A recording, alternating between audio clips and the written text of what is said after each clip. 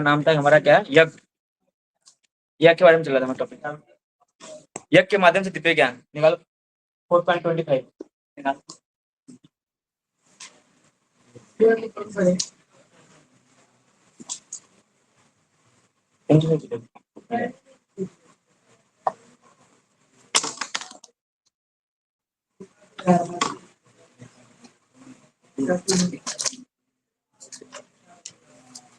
नमो विश्वदाय कृष्ण पश्चाय भूतले स्वामी नमस्ते सरस्वती देवी गौरवाणी जागृति प्रसिद्ध पुण्यवादी पश्चाय श्री कृष्ण चैतन्य प्रभु नित्यानंद हरे कृष्ण कृष्ण कृष्ण हरे हरे हरे कृष्ण। तो हमने मतलब किया फर्स्ट चैप्टर दिव्य ज्ञान, तो हमने उसमें स्टार्ट किया था।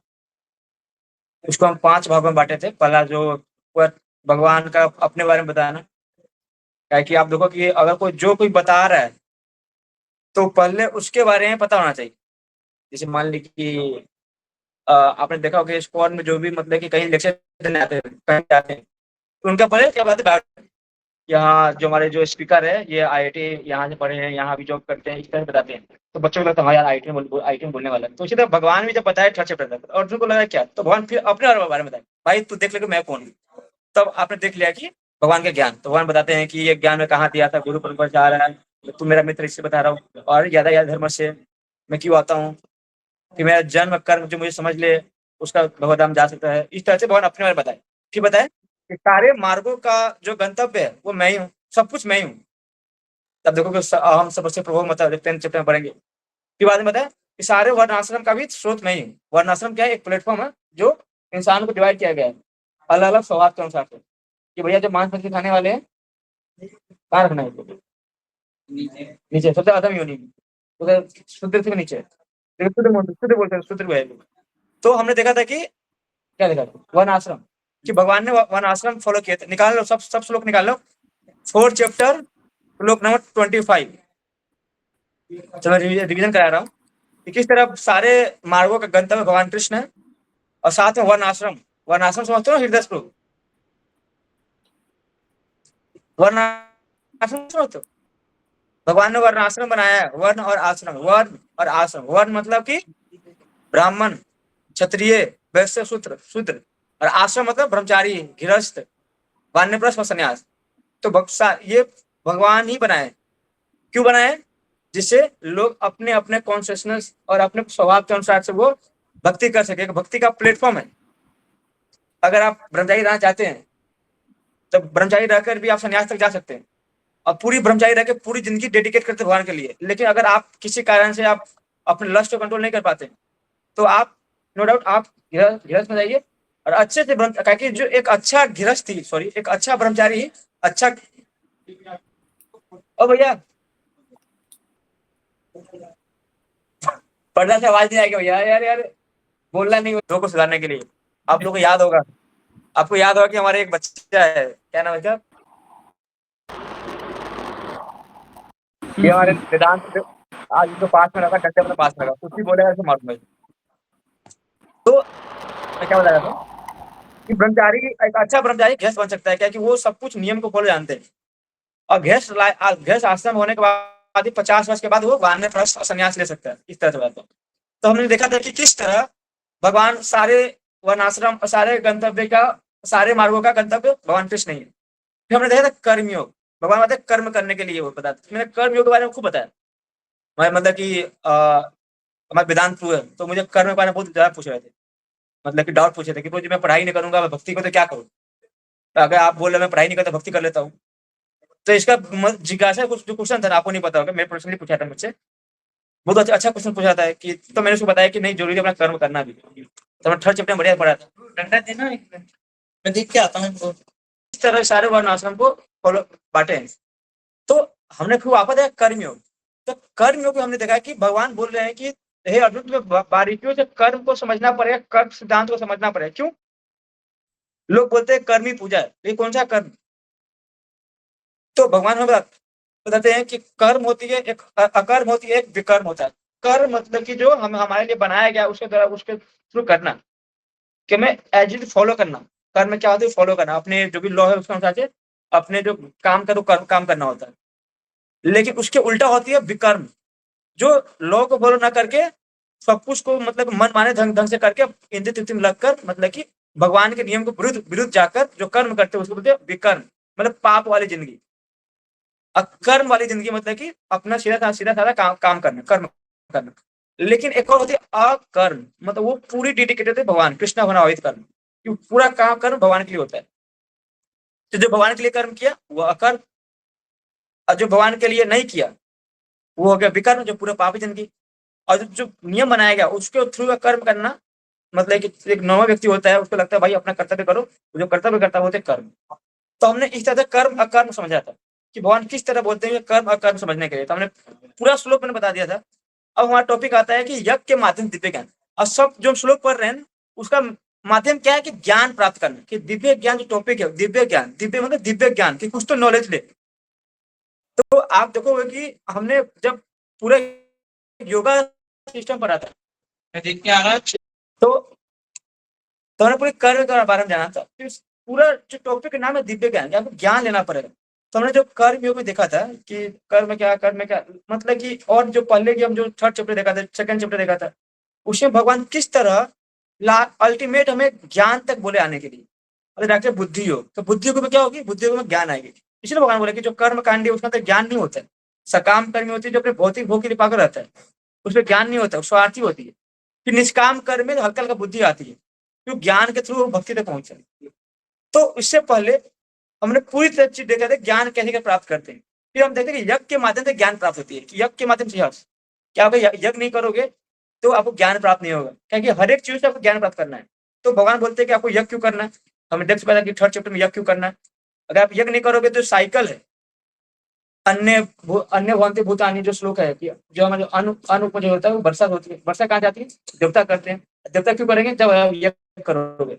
इस सर पे साइकिल होती है वो मेंटेनेंस करने के लिए, तो टूटे नहीं, तो यज्ञ करना चाहिए। और यज्ञ क्यों करते हैं, ताकि जितने भी मटेरियल चीज जो आप लोग इंद्र चंद्र और वरुण इस सबका कंट्रोलर देवी देवता को भगवान दे चुके हैं।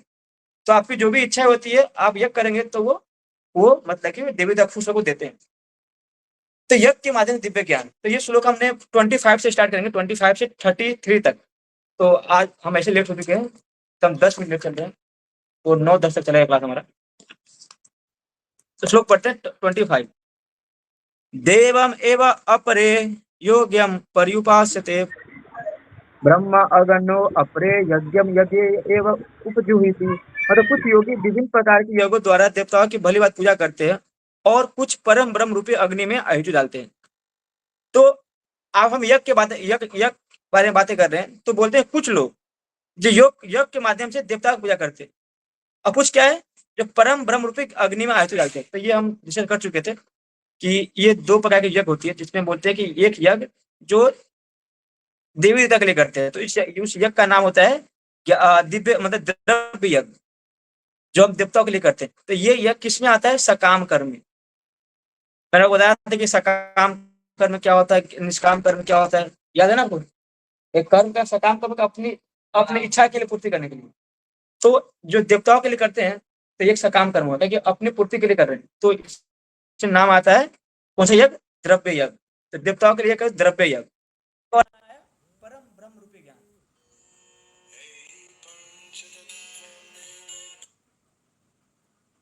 कॉल आ रहा है किसी को, तो ये ज्ञान होती है कि परम ब्रह्म रूपी ज्ञान।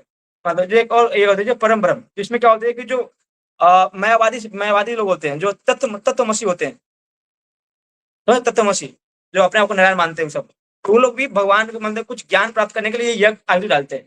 तो हमने 2 तरह का यज्ञ देखा, तो इसमें पर्पल पढ़ोगे तो आपको आ जाएगा। तो दो यज्ञ देखा, पहला कौन था, सकाम कर्म योग, एक हो गया ज्ञान कर्म योग। सकाम कर्म जो देवताओं के लिए देवताओं के लिए करते हैं, और एक ब्रह्म ब्रह्म मतलब परम ब्रह्म के अग्नि में आहुति डालते हैं, जो एक ब्रह्मवादी होते हैं। एक और इसको बोलते हैं, आपने अगर पर्पल पढ़ोगे तो एक आती है ब्रह्म ईश्वरीवाद। तो ब्रह्म तो भगवान के जानना ही होता है। 2 तरह के यज्ञ, तो दोनों तरह के यज्ञ में आप सकाम यज्ञ बोल सकते हो, एक ज्ञान यज्ञ बोल सकते हो, ज्ञान योग। तो 2 यज्ञ देखा, ऐसे हम 12 यज्ञ पढ़ेंगे। फिर हम आगे आगे श्लोक पढ़ते हैं। श्रोत्र अदीनि इंद्राणि अन्य संयम अग्निषु जुहिति शब्द आदि आदीन विषयान अन्य इंद्रिय अग्निषु जुहिति, कि इनमें से कुछ विशुद्ध ब्रह्मचारी श्रवण आदि क्रियाओं तथा इंद्रियों को मन के नियंत्रण रूपी अग्नि में स्वाहा कर देते हैं, तो दूसरे लोग नियमित गृहस्थ इंद्रियों को, इंद्रिय विषयों को इंद्रियों की अग्नि में स्वाहा कर देते हैं। अब ये यज्ञ देखो कि जो ब्रह्मचारी होते हैं तो ये अपने ये यज्ञ कैसे करते हैं। तो जो ब्रह्मचारी होते हैं, तो ब्रह्मचारी को बताते हैं कि श्रवण आदि क्रिया, कि श्रवण उसका यज्ञ, यज्ञ स्थान कहाँ होती है, कान। यज्ञ स्थान मतलब जहां हम कुछ डालते हैं, यज्ञ मतलब हवन कहाँ करते हैं, यज्ञ में करते हैं, जो मतलब कि कुछ होता है इसमें यज्ञ करते हैं। तो ब्रह्मचारी के लिए यज्ञ क्या होगा, श्रवण। श्रवण कहाँ से करते, कान से। क्या भगवान के बारे में सुनते थे कान से, तो जो ब्रह्मचारी लोग होते हैं तो उसका यज्ञ क्या हुआ, श्रवण। अब देखो यज्ञ के माध्यम है, यज्ञ के माध्यम क्या है, दिव्य ज्ञान प्राप्त करना है। देखना हम यज्ञ क्यों कर रहे हैं, कि दिव्य ज्ञान प्राप्त हो। तो ब्रह्मचारी के लिए जो यज्ञ क्या होती है, श्रवण।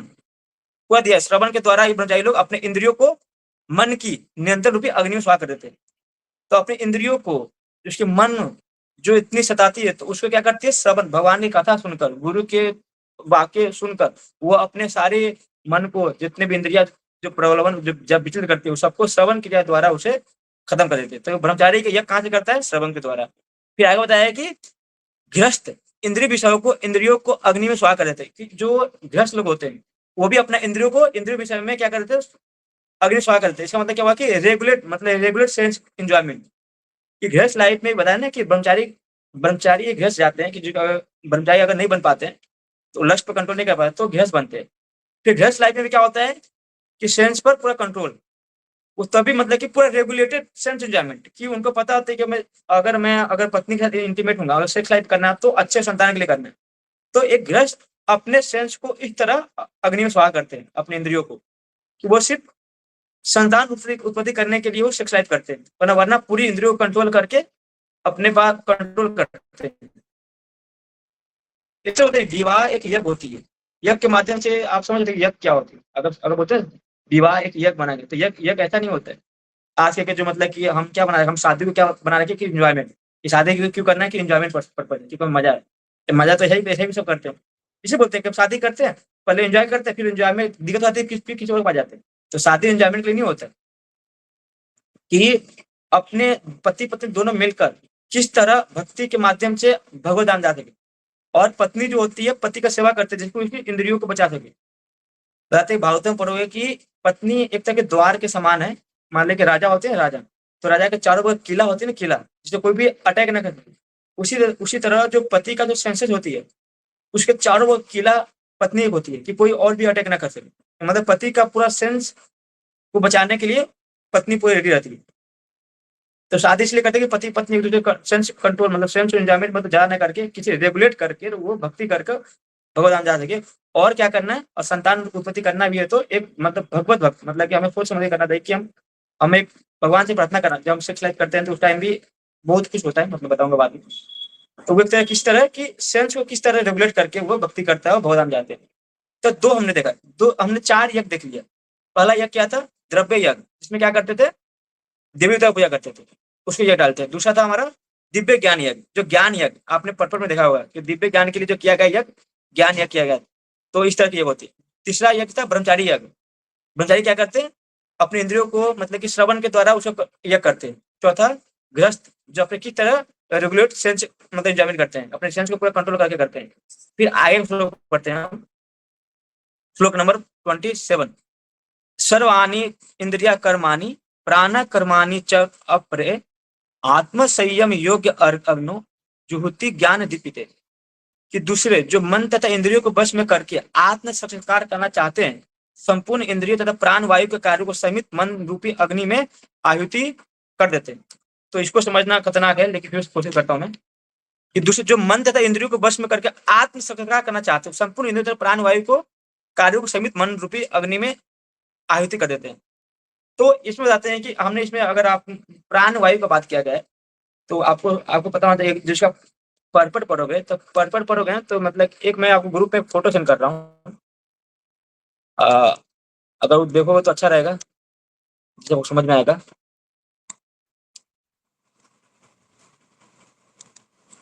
आ, आ, आ, आ,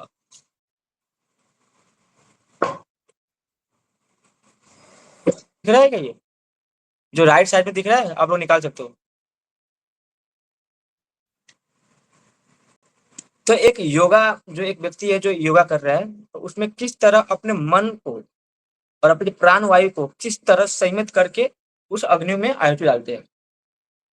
इसमें गुरु कहाँ पे जब आप सर ने क्या था, अरे ये दिख रहा है। हाँ प्रभु। तो इसमें मतलब जो बताते हैं कि देखो एक तो राइट में एक इंसान बैठा हुआ है इस तरह से। तो इसमें जो श्लोक आती है इसमें आप देख सकते हो कि आत्म सत्कार करना चाहते हैं जो संपूर्ण इंद्रियों तथा प्राण वायु को कार्यों को समित मन रूपी अग्नि में आहुति करते हैं। तो संपूर्ण इंद्रियों को किस तरह कंट्रोल करते हैं और अपने प्राण वायु किस तरह कंट्रोल करते हैं। तो इसमें जो पर्पट पढ़ोगे ना तो आप उसमें देख सकते हो पर्पट में कि अब इसमें क्या पूरा योग के बारे में चर्चा चलती है। तो ये योग पढ़ने के लिए एक शास्त्र आती है, मैं आप पूरा योग के बारे में पढ़ सकते हैं। पतंजलि शास्त्र पूरा वेद पुराण के पाठ है, लेकिन प्रभात समय मेंशन कर देते हैं कि पतंजलि कृत योग सूत्र में आत्मा को प्रत्यगात्म तथा प्रगात आत्म कहा गया है। जब तक जीवात्मा इंद्रिय भोग में आसक्त रहता है तब तक वो प्रगात आत्म कहलाता है। जो ही वह इंद्रिय भोग से विरत हो जाता है तो प्रत्यग आत्म कहलाते हैं। तो ये जो दो वर्ड है, एक आया था प्रत्यग आत्मा और एक परग आत्मा। मतलब कि परग आत्मा क्या हुआ जो इंद्रिय भोग में रहता है और जो इंद्रिय विषय अलग है तो प्रत्येक आत्मा बताते हैं। तो हमने ये दो आप देख सकते हैं कि इसमें 10 प्रकार की वायु होती है जो पूरी अंदर से कंट्रोल करना होता है। इसे बोलते हैं कि जैसे हमारी आयुर्वेदिक शास्त्र में क्या होता है कि जब देखोगे आयुर्वेद में तो वो आपके जो शरीर का होता है नस नस नस पकड़ बता देगा कि क्या दिक्कत है आपको। कोई मेडिकल चेकअप नहीं होता है, बड़े बड़े ऋषि मुनि होते थे डायरेक्ट आपका नाभि पकड़ेंगे, नाभि बता देंगे क्या दिक्कत होती है। तो इसमें आता है कि 10 प्रकार की वायु होती है, लेकिन 5 प्रकार की जो वायु होती है ना जो इसमें इसमें प्रभाव पर्पट करते हैं। पहला आती है प्राण वायु, अपान वायु, व्यान वायु, समान वायु और उदान वायु। तो हम इसको समझने का प्रयास करेंगे। तो आप देख सकते हो जिसमें जो ये चक्र बना हुआ है, तो आप ऊपर आते हैं जो प्राण वायु दिख रहा है, ऊपर ऊपर ऊपर देखो। हाँ प्रभु जी। ठीक है, तो प्राण वायु क्या होता है कि हम ऊपर से जब सांस लेते हैं ना, जैसे मान लें कि पहले हम सांस लिए, एक पूरा जैसे सांस लेते हैं ऐसे छोड़ देते हैं। आप करो ऐसे देखो, जो छोड़ दिया ना इसको बोलते हैं प्राण वायु की प्राण वायु ले अग्नि से छोड़ दिए, मतलब ऊपर से नीचे आया। तो इसको बताते हैं कि ये कहाँ कहाँ से इसका मतलब देख सकते हो कहाँ कहाँ जाती है। तो इसमें बताते हैं कि जो हमारी जो इंद्रिया इंद्रियों से प्रतिक्रिया करती है, कान सुनने के लिए, आंख देखने के लिए, नाक सूंघने के लिए, जीभ स्वाद के लिए, हाथ स्पर्श के लिए, ये सभी इंद्रियां मिलकर आत्म से बाहर कार्य लगाती है। जो हमारी जो स्पर्श इंद्रिया होती है ये सब प्राण वायु में काम करती है। नीचे क्या आती है एक अपान वायु, नीचे अपान, इसका जो आप देखो साइन लगा हुआ है मतलब एरो लगा हुआ है। तो अपान वायु क्या करता है आप देख सकते हो, दिखा अपान, वो नीचे की ओर जाती है। मतलब आप इसको समझने के लिए आप बताते हैं कि आप गहरा सांस लो। जब गहरा सांस लोगे आप उनको छोड़ना नहीं है, मतलब डायरेक्ट नहीं छोड़ना है, उनको छोड़ते छोड़ते धीरे छोड़ना है। तो अचानक धीरे छोड़ते तो वो पूरा सांस नाभि से पर नीचे जाती है। तो अपान वायु मतलब एक तरह से एग्जाम्पल देकर समझा रहा हूँ किस मतलब कैसे फील कर सकते हो अपान प्राण वायु। और उसमें एक और आती है उदान वायु। अब देखो उदान वायु लिखा हुआ है, देखो जो नाभि के ऊपर जो बीच का जो चक्री है ना, चक्री उसको नाभि बोलते हैं, नाभि के ऊपर है उदान वायु, दिखा। तो प्रभात पटन बोलते हैं उदान वायु के बारे में कि ये ऊपर की ओर जाती है, ऊपर की ओर जाती है। जैसे ऊपर लेते हैं ना, ऊपर लेते हैं सांस लेते हैं, आपने सांस लिया ना सांस, ये लिए सांस लेते इसको बोलते हैं उदान वायु। और हमारा बचपन क्या समान वायु, समान वायु बीच का आती है, देखो समान वायु जो आपको क्या काम करती है, संतुलन बनाए रखती है। अगर यही वायु अगर बिगड़ जाती है तो जिसका बोलते हैं कि नाभि चढ़ गया, क्या बोलते हैं, क्या बोलते हैं अचानक मतलब कि नाभि चढ़ गया ऐसे बोलते हैं ना जो, हाँ अन्नस पेट पर उखड़ गया ऐसे बोलते हैं। अन्नस क्या, हाँ पेट में दर्द पेट होती उखड़ है, गया। हाँ पेट उखड़ गया, हाँ ये सही बोल। इसको तो समान वायु कि ये अगर इम्बैलेंस रहा ना तो आपका पेट उखड़ने चाहिए, नस पर नस चढ़ गया, तो ये होती है इसके कारण। और एक और लास्ट, एक लास्ट था हमारा बयान वायु। तो बयान वायु क्या करती है, ये संकोचन तक प्रसार करता है, एक तरह से ये सर्कुलेटरी सिस्टम काम करती है कि जिसे सर्कुलेट करते हैं जिससे पूरा वायु पूरी बॉडी में सर्कुलेट करती है। तो 5 प्रकार के और भी वायु होती है जो मुझे पता नहीं है, क्योंकि प्रभात इसमें यही बोल रहे 5 वायु। तो ये 5 वायु बहुत इंपॉर्टेंट है कि इसी के द्वारा हमारी पूरी बॉडी रेगुलेट होती है। तो ये इस तरह का 5 एक तरह के इसको हम यज्ञ बोल सकते हैं। फिर आगे के श्लोक देखें, हम सिर्फ यज्ञ पढ़ेंगे, यज्ञ में क्या हो, फिर आगे के श्लोक में देखो प्रभात क्या बोलते हैं द्रव्य यज्ञ, भगवान बोलते द्रव्य यज्ञ तप यज्ञ तथा अपरे स्वाध्याय, सॉरी, द्रव्य द्रव्य यज्ञ तप यज्ञ तथा अपरे स्वाध्याय, लोग पढ़ रहे हैं क्या? द्रव्य यज्ञ तप यज्ञ योग यज्ञ तथा अपरे अपरे स्वाध्याय ज्ञान यज्ञ च यतत संसित व्रत, कि कठोर व्रत अंगीकार करके कुछ लोग अपनी संपत्ति का त्याग करके कुछ कठिन तपस्या द्वारा और कुछ अष्टांग योग के अभ्यास द्वारा अथवा दिव्य ज्ञान में उन्नति करने के वेदों का अध्ययन द्वारा प्रबुद्ध बनते हैं। मतलब कि अभ्यास के द्वारा, मतलब क्या करते हैं, दिव्य ज्ञान प्राप्त करते हैं। कैसे कहते हैं? कठोर व्रत करना। दूसरा क्या था? वह कठिन तपस्या करके, एक कठोर व्रत करते, कोई कुछ व्रत करते बहुत जल्द, ऐसे व्रत करते 2 दिन खाऊंगा नहीं पीऊंगा, इस तरह से आपको कठिन कठिन तपस्या करते हैं। तपस्या के लिए क्या करते हैं? जंगल में जाते हैं, इस तरह के। तो वो लोग जो राय क्या आती है, अष्टांग योग प्रति, जो ऋषि मुनि करते हैं, इस तरह के यज्ञ करते हैं, इसको यज्ञ बोलते हैं। जो अपना आसन करते हैं उसको यज्ञ बोल रहे हैं। फिर इसके द्वारा क्या करते हैं? दिव्य ज्ञान प्राप्त करते हैं। तो ये तरह का हम यज्ञ देखते हैं। एक तो कठोर कठोर व्रत करते हैं, कोई तपस्या करते हैं, कोई योग सिद्धि अष्टांग योग करते हैं, इस तरह के यज्ञ होती है। तो प्रभुपाद इसको एग्जाम्पल समझाने के लिए इसमें प्रभुपाद बोल रहे हैं, हम 5 यज्ञ देखेंगे, इसमें 4 यज्ञ, तपोमय यज्ञ, योग यज्ञ और स्वाध्याय यज्ञ, ये 3 यज्ञ प्रभुपाद परपट में बोलते हैं, क्या कि हम यज्ञ के बारे में जान रहे हैं। तो प्रभुपाद पूरा मतलब कि परपट में यज्ञ के बारे में, सिंपली यज्ञ के बारे में बता रहे हैं। तो बात ये बोले, एक होती है द्रव्यमय यज्ञ, जो हमने पढ़ लिया पहले। द्रव्यमय यज्ञ क्या होती है? जो देवी देवता के लिए करते हैं, जो दान कर्म करते हैं, जिससे हमें कुछ प्राप्ति हो, एक द्रव्यमय यज्ञ होता है, हमने पढ़ चुका था। लेकिन उदाहरण हमने देखा कि तपोमय यज्ञ क्या होता है। तपोमय यज्ञ मतलब प्रभुपाद यहाँ बोलते हैं कि कोई व्रत करने के लिए। तपोमय क्या होता है? कि जो तपस्या करते हैं। मान लीजिए कि प्रभुपाद यहाँ बोले कि चतुर्मास व्रत रखने वाले वर्ष के 4 मासों में जुलाई से अक्टूबर तक बाल नहीं काटते हैं, न कतिपय खाद्य खाते हैं, न दिन में 2 बार खाते हैं, न निवास स्थान छोड़ नहीं कहीं जाते हैं, जीवात्मा के सुखों का ऐसा परित्याग, तपोमय यज्ञ। तो तपोमय यज्ञ तपस्या करना, कि चतुर्मास में प्रभुपाद यहाँ चतुर्मास के बारे में बोल रहे हैं कि भक्त लोग किस तरह चतुर्मास व्रत करते थे। तो इधर तपोमय यज्ञ हो गया। और आगे देखते हैं कि एक था योग यज्ञ। तो योग यज्ञ में क्या एक और आती है कि हम सिर्फ प्रभाव पढ़ रहे हैं, जो इंपॉर्टेंट पॉइंट है कि पतंजलि पद्धति ब्रह्मा तत्कार होने के लिए अथवा अठ योग या अष्टांग योग विशेष सिद्धियों के लिए कुछ लोग समस्त तीर्थ यात्रियों के करते हैं। ये सारे योग यज्ञ कराते हैं। योग में क्या हुआ? जो अष्टांग योगी होते हैं, अष्टांग योगी होते हैं, जो हठ योग करते हैं, अपने इंद्रियों को कंट्रोल करते हैं, मतलब कि अपने पूरी स्ट्रेंथ को कंट्रोल करते हैं। जिस तरह हम बताते हैं ना आपको कि ठंडी में क्या करते हैं, कपड़ा पहनते हैं नहीं, बर्फ के शिले में बैठ जाते हैं, तपस्या करते हैं। गर्मी में क्या करते हैं, चारों बगल से आग लगा कर बीच में खड़े हो गए। तो इस तरह के जो होते हैं उसको योग यज्ञ बोलते हैं। और एक यज्ञ क्या होता है? स्वाध्याय यज्ञ। तो स्वाध्याय यज्ञ क्या होती है? कुछ लोग ऐसे हैं जो विभिन्न वैदिक साहित्य या उपनिषद, वेदांत, सूत्र, सांख्य दर्शन के अध्ययन में अपना ध्यान लगाते हैं, इसे स्वाध्याय यज्ञ करते हैं। स्वाध्याय क्या है? जो सिर्फ शास्त्र पढ़ते हैं, शास्त्र के द्वारा वो कहते हैं वेदांत सूत्र पढ़ के वो ज्ञान लेते हैं, इसको तो स्वाध्याय। तो हम लोग स्वाध्याय करते हैं ना, कि हम बुक्स पढ़ के हम कुछ ज्ञान ले रहे हैं।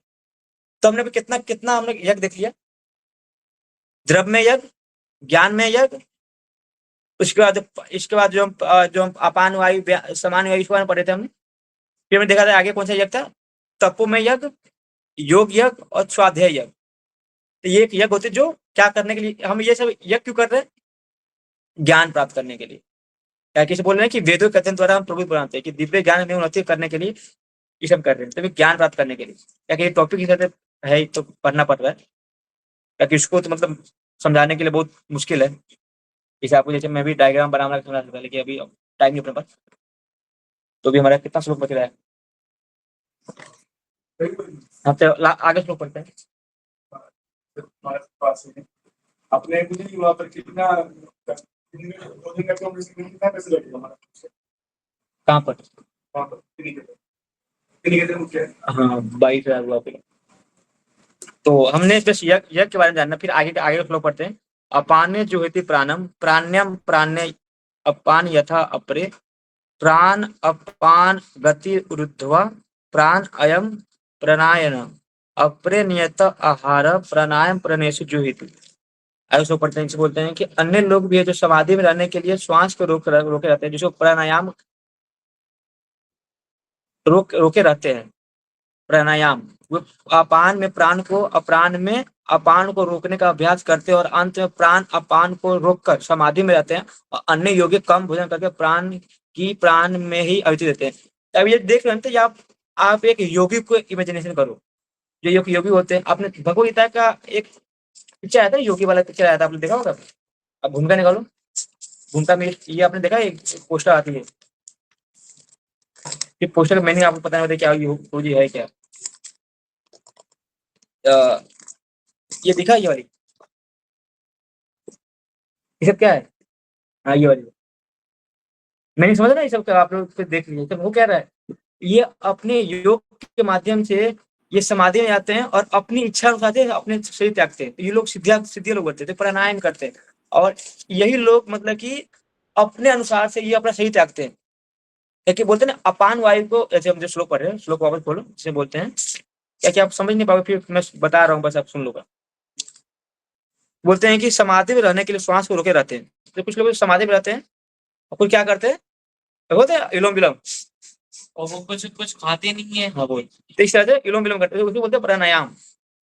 फिर आगे बोलते हैं कि वे अपान में प्राण में अपान को रोकने का अभ्यास करते हैं।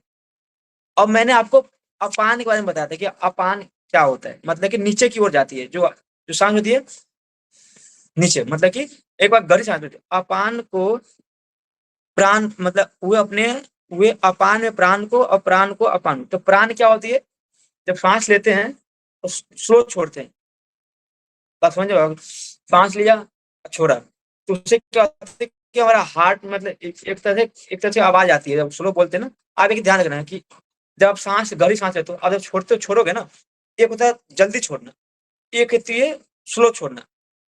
और जब स्लो छोड़ोगे ना, तो आपका हार्ट में कुछ आवाज आएगी, टक टक टक टक की आवाज आएगी। तो इस तरह से बताते हैं कि इस तरह अपान को प्राण में, प्राण को अपान में रोक कर लोग समाधि में स्थित हो जाते हैं। आप समझ नहीं पाओगे कि प्राण को कैसे रोकते हैं, अपान में कैसे रोकते हैं, मैं एक्चुअली बता नहीं पाऊंगा आपको अच्छे से। तो इस तरह का रोक कर क्या करते हैं, समाधि में जाते हैं। और ऐसे योगी खाते भी नहीं है, क्यों? कहीं खाते भी नहीं, क्योंकि योग के माध्यम से प्रसिद्ध हो जाते हैं लोग। और क्या कहते हैं, मैंने एक शो सुना था, आपको मतलब वल्गर लगेगा लेकिन सही है।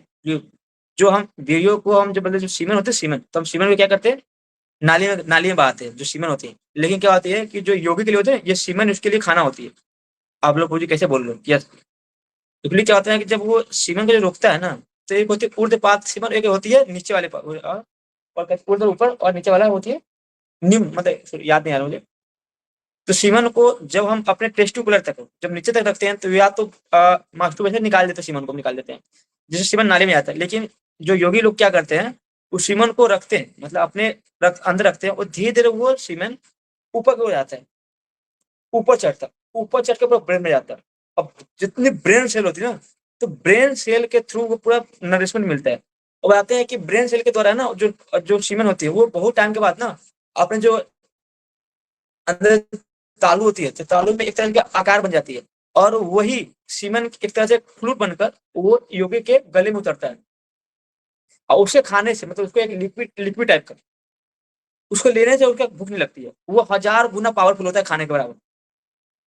ये लोग योगी करते हैं। तेजस्वी, आपको पता है ना, एक आपको पता है, मैं आपको लेकिन हिंट देता हूँ। आपने बुक्स पढ़ा था, जो ब्रह्मचारी वाला बुक था, हरिविदान बुक का, याद है? वो बुक्स मैंने एक दिन में पूरा पढ़ डाला, एक दिन में 2-3 घंटे पूरा पढ़ डाला था मैंने। तो इसमें बताती है सीमन का पावर। सीमन के अंदर इतना पावर होती है, किसी मतलब न्यू बॉर्न बेबी को जन्म दे सकता है। लेकिन हम लोग क्या करते हैं, सीमन को ऐसे वेस्ट करते हैं। तो हम जितना ज्यादा मास्टरबेशन, जितना ज्यादा हम लस्टी होते हैं, तो हमारा विवेक बुद्धि पूरा खत्म होता है। जो योगी सिद्ध, जो बड़े योगी होते हैं, वो सबसे बड़ा पावर किसमें होता है, ये अपने सीमन को बचा के रखते हैं। तो ऐसे बता रहे, तो हम आगे पढ़ते हैं, प्रभात पर्व में क्या बोलते हैं, तो इसमें बताते हैं कि रेचक,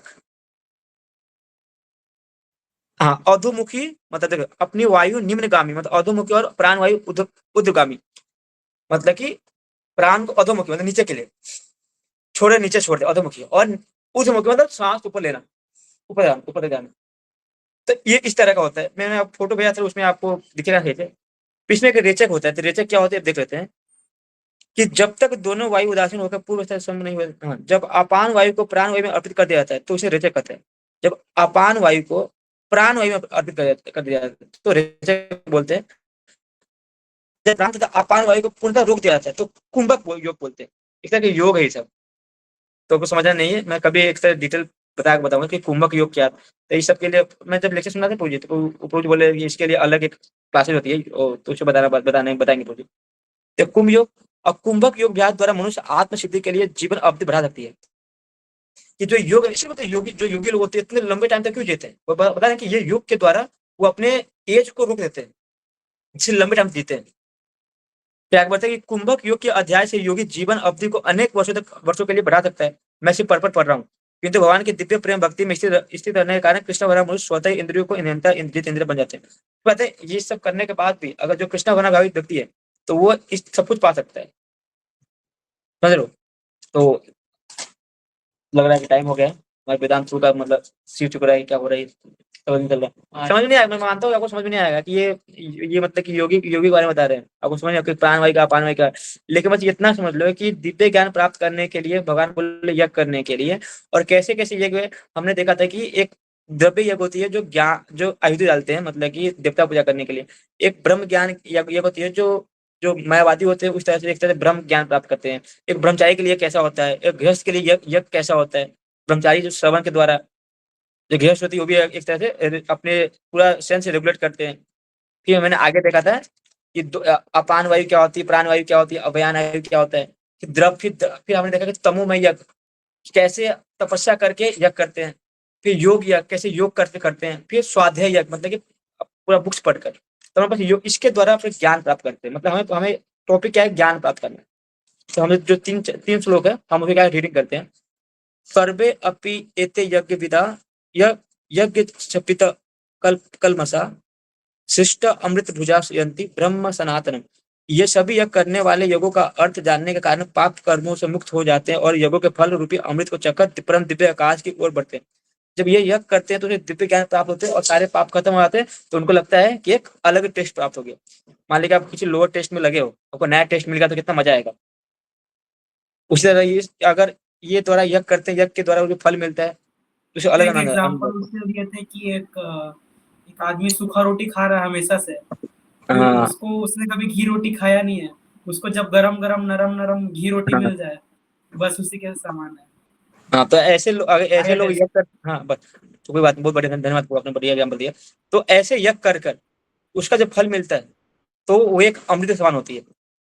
अब देखा कि हम जब कृष्णा भगवान वही प्रैक्टिस करते हैं, प्रैक्टिस करने के बाद हमारी जो चेतना हाई होती है तो लोअर चेतना आपको मतलब उतना अफेक्ट नहीं करेगा। फिर आगे श्लोक पढ़ते हैं, इसमें प्रभुपाद बोलते हैं, हिंदी तृप्ति वाला बातें बोल रहे हैं इसमें। तो विभिन्न यज्ञ होते, द्रव्य यज्ञ, स्वाध्याय यज्ञ, योग यज्ञ। तो आगे श्लोक पढ़ते हैं, नायम लोक अस्ति अयगस्य कुत अन्य कुत सम तम। हे पुरुष, जब यज्ञ के बिना मनुष्य इस लोक में या इस जीवन में ही सुखपूर्वक नहीं रह सकता है तो फिर अगले जन्म में कैसे रह सकता है। कि जब यज्ञ के बिना मनुष्य इस लोक में या इस जीवन में ही सुखपूर्वक नहीं रह सकता है तो फिर अगले जन्म में कैसे रह सकता है। एक व्यक्ति सोचता है कि इस जन्म में सुखी सुखी नहीं हो तो क्या कर लो, स्वाइप कर लेता हूँ, बहुत जिंदगी पसंद, तो अगले लाइफ में सुखी सुखी रहूँ। इसमें क्या बोल रहे हैं कि व्यक्ति यहाँ दुखी है, वो सोचता है कि अगले जन्म सुखी हो जाऊंगा, कैसे हो पाओगे, कि इस बात है, इसीलिए कि हमें यज्ञ करना चाहिए। लेकिन जिस तरह यज्ञ के माध्यम से आपको दिव्य ज्ञान आएगा और दिव्य ज्ञान से सीधे भक्ति। ठीक है प्रभु, आगे श्लोक पढ़ते हैं, 33 तक है ना मेरा, 32-33। एवं बहुविध यज्ञ वित्ता ब्राह्मण मुखे कर्म जान विद्धि तान सर्वान एवं ज्ञात्वा विमुक्ष्य से। ये विभिन्न प्रकार के यज्ञ वेद सम्मत है और ये सभी विभिन्न प्रकार के कर्मों से उत्पन्न है और इन्हें इस रूप में जानने पर तुम मुक्त हो जाओगे। तो अगर मुक्त होने का भगवान क्या बोले कि तुम्हें ये वेद मतलब यज्ञ के जो यज्ञ है वो सब क्या है, वेद सम्मत है। ये सब 4 वेद होती है, चारों वेद बताया गया यज्ञ के बारे में। ये तो ये विभिन्न प्रकार कर्मों से उत्पन्न होती है। आप जो जिस कर्म करते हो कर्मों से उत्पन्न होती है, इस कर्म को करने का ये खत्म करना पड़ेगा। आप ये करोगे तो आप मुक्त हो जाओगे। मुक्ति का बताया बस, मुक्ति बारे में।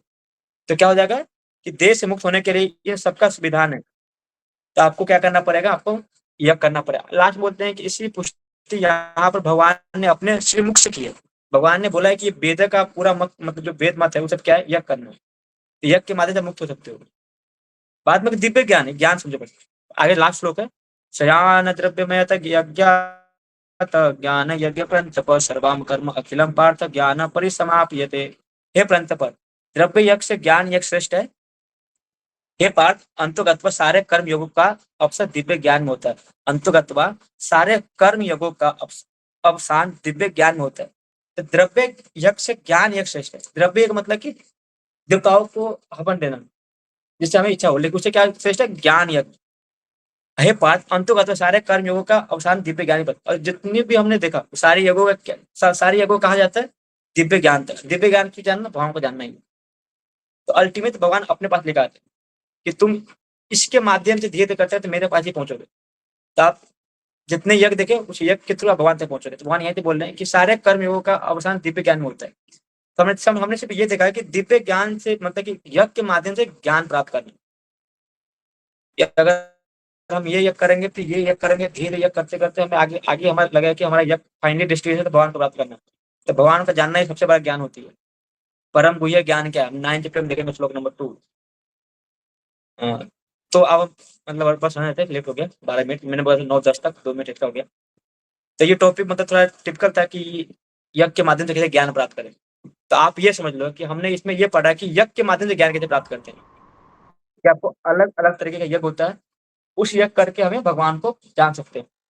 तो फाइनली हमें कृष्णा भगवान भावित यज्ञ करना पड़ेगा। वो क्या है? कलयुग का यज्ञ हरिनाम संकीर्तन, हरे कृष्णा कृष्णा कृष्णा हरे हरे राम हरे राम राम राम हरे ये फाइनली यज्ञ यही यज्ञ है जो हम कर सकते हैं। तो आज के रहने देते ही सब, फिर हमारा जो कल का जो लास्ट सेशन रहेगा मतलब कि इस चैप्टर का दिव्य ज्ञान का, उसके बाद हम कौन सा चैप्टर पढ़ेंगे? 5th chapter. इतना जल्दी 5th चैप्टर में पहुंच गया आप। ठीक है, किसी का क्वेश्चन आंसर नहीं होगा होगा तो कल पूछेंगे, लेट हो चुका है अभी। ठीक है, हरे कृष्णा। श्रीमद भगवत यथारूप की जय। अरे आर्यन ब्रो, यस ब्रो बताओ। Prabhu, yeah, question कल पूछा कल हाँ पूछो।